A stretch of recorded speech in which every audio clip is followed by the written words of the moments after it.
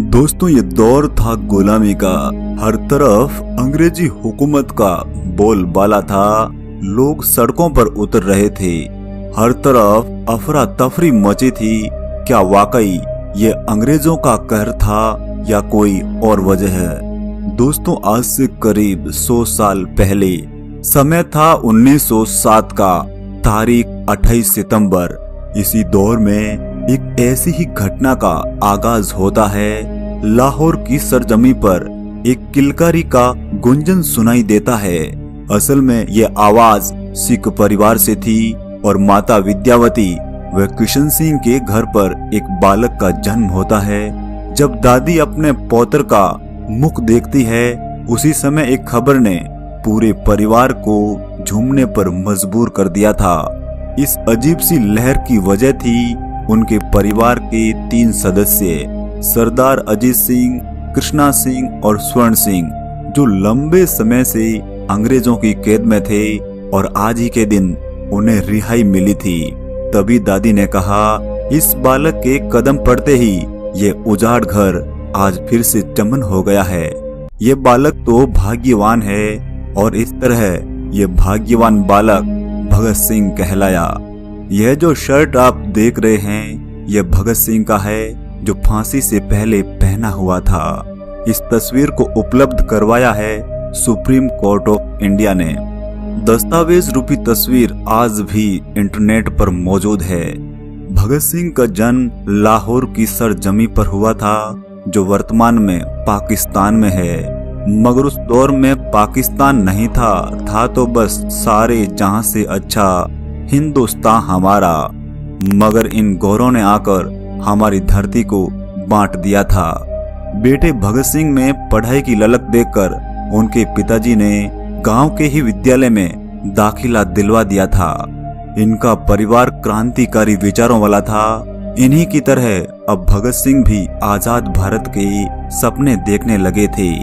एक समय की बात है जब भगत सिंह के पिताजी खेत में ही आम की गुठलियां बो रहे थे। तब साथ खड़े भगत सिंह ने पूछा, पिताजी आप गुठलियां क्यों बो रहे हो? पिताजी ने कहा, गुठली बोऊंगा तभी तो आम के पेड़ लगेंगे। इसके प्रत्युत्तर में भगत सिंह का जवाब था, पिताजी मैं तो बंदूक बोऊंगा तभी तो बंदूक वाला पेड़ होगा और इन्हीं बंदूकों से अंग्रेजों को बाहर खदेड़ेंगे। इस तरह पूत के पांव तो पालने में ही नजर आने लगे थे। भगत सिंह को पढ़ने का बहुत शौक था। अमूमन बच्चे अपने स्कूली जीवन में सिलेबस तक नहीं पढ़ पाते हैं, लेकिन भगत सिंह ने अपने स्कूली जीवन में ही 50-60 किताबें पढ़ डाली थी, जो सिलेबस से बाहर देशभक्ति की थी। मगर 1913 की एक घटना ने भगत सिंह को पूरी तरह तोड़ कर रख दिया था। असल में यह घटना थी जलियांवाला बाग हत्याकांड की। अंग्रेज जनरल डायर ने हजारों निर्दोषों को एक बाग में घेर कर उन्हें गोलियों से भून डाला था। इसी घटना ने भगत सिंह के बाल मन को गहरा आघात दे दिया था। इस घटना को लेकर भगत सिंह कई रातों तक सो नहीं पाए थे। इसी दौर में गांधी जी की लहर चल रही थी। तभी भगत सिंह 13 साल के थे। यह समय था 1920 का। गांधी जी ने असहयोग आंदोलन शुरू कर दिया था ताकि अंग्रेजों की हर उस चीज को नकारा जाए जो भारत को गुलामी की बेड़ियों में जकड़ रही थी। देखते ही देखते गांधी जी के साथ सारा देश खड़ा हो गया था और अब लगने लगा था कि बहुत जल्द भारत आजाद होने वाला है। भगत सिंह जो 13 साल का बालक था, वो भी अपनी भूमिका निभा रहा था। मगर 1922 की एक घटना ने सारा खेल बिगाड़ दिया था। असल में घटना थी 5 फरवरी 1922 की। उत्तर प्रदेश के गोरखपुर जिले का एक गांव था चोराचोरी। चोराचोरी गांव में अंग्रेजी शराब व कपड़े बिक रहे थे। तभी अचानक आंदोलनकारी आ धमके। मामला बढ़ता देखकर स्थानीय जमींदार गुप्तेश्वर सिंह ने पास ही बनी अंग्रेजी चौकी को इत्तला कर दी थी। इस तरह थानेदार ने आकर भीड़ में से 2 लोगों को गोली मार दी थी। मगर अब आंदोलनकारी पीछे हटने वाले कहाँ थे? इस आग बबूला भीड़ ने पुलिस वालों को दौड़ा दौड़ा कर पीटा था। आखिर में गोरे लोगों ने चौकी में छिपकर राहत की सांस ली, मगर बाहर तो घुटन ही घुटन थी। इस तरह आंदोलनकारियों ने पुलिस चौकी को ही आग के हवाले कर दिया था और करीब 22 गोरे पुलिस जिंदा ही जलकर राख हो गए थे। गांधी जी इस घटना से बेहद आहत हुए और तुरंत ही इस आंदोलन को वापस ले लिया था, मगर भगत सिंह व उनकी टीम को यह कतई मंजूर नहीं था। मगर दूसरी ओर परिवार वाले भगत सिंह पर विवाह का दबाव बना रहे थे, लेकिन भगत सिंह ने भी तय कर लिया था कि गुलाम भारत में उनकी शादी नहीं हो सकती। इस तरह भगत सिंह ने घर से भागकर चंद्रशेखर आजाद की टीम को ज्वाइन कर लिया था, जो उसमें क्रांतिकारी घटनाओं को अंजाम दे रही थी। भगत सिंह की दिनचर्या भी अजीब थी। दिन भर अंग्रेजों के खिलाफ पर्चे लिखते और मौका पाकर उन पर्चों को जनता में बांट दिया करते थे। कई बार उन्हें ऐसा करते हुए अंग्रेज सिपाहियों ने उन्हें देखा था, मगर आंखों से ओझल होने में वे बड़े ही माहिर थे। इधर 1928 का दौर था और साइमन कमीशन भारत दौरे पर था। लाहौर रेलवे स्टेशन पर लाला लाजपत राय साइमन का विरोध कर रहे थे। इस वक्त भगत सिंह की आयु थी 21 वर्ष और ये भी विरोध में शामिल थे। विरोध को बढ़ता देखकर अंग्रेजी सरकार ने लाठीचार्ज का आदेश दे दिया था। लाला जी सबसे आगे थे और उन्हीं पर एक के बाद एक लाठियों का पहाड़ सा टूट गया था।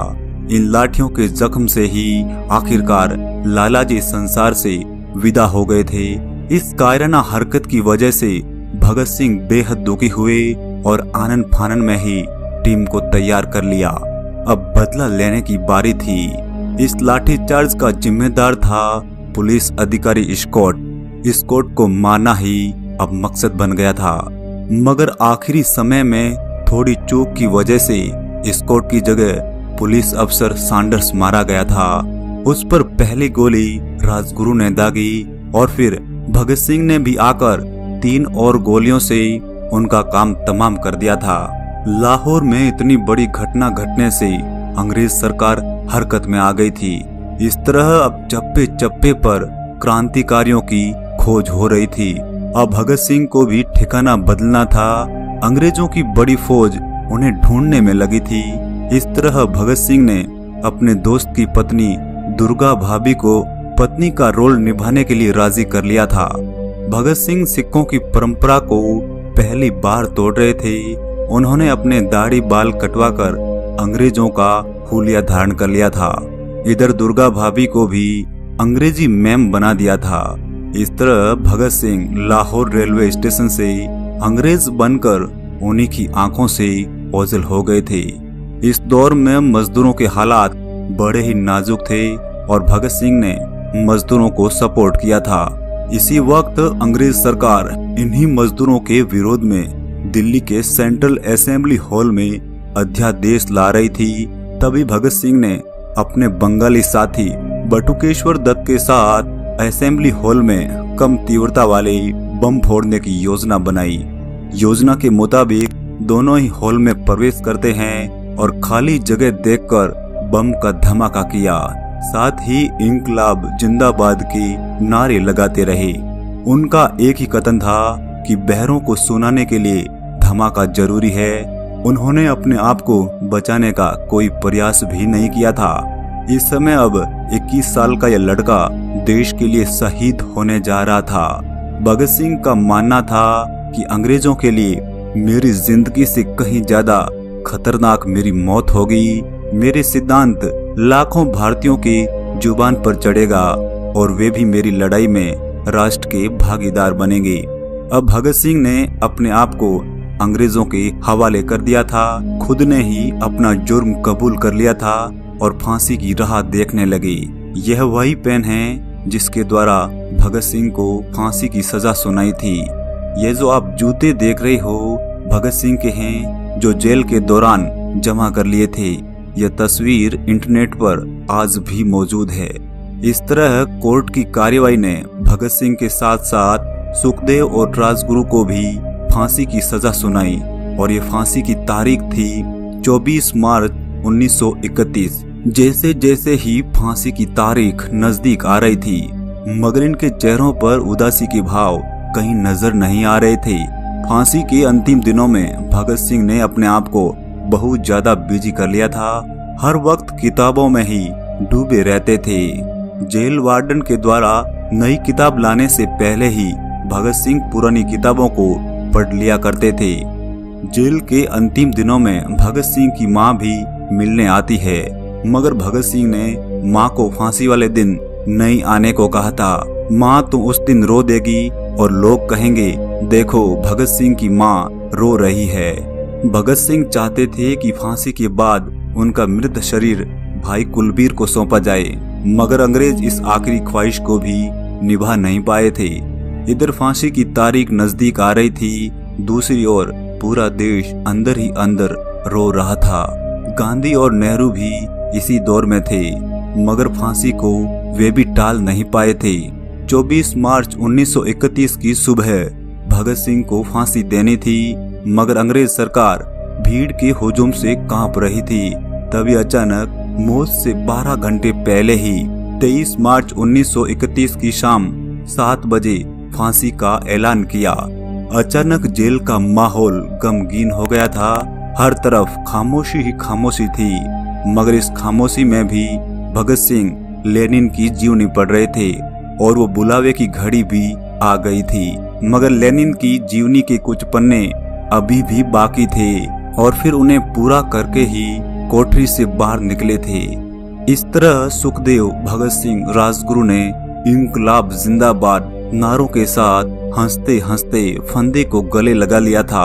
वास्तव में भगत सिंह एक व्यक्ति ही नहीं थे, बल्कि एक भाव है जो रक्त बनकर हर भारतीय की धमनियों में बहता है। जय हिंद, जय भारत।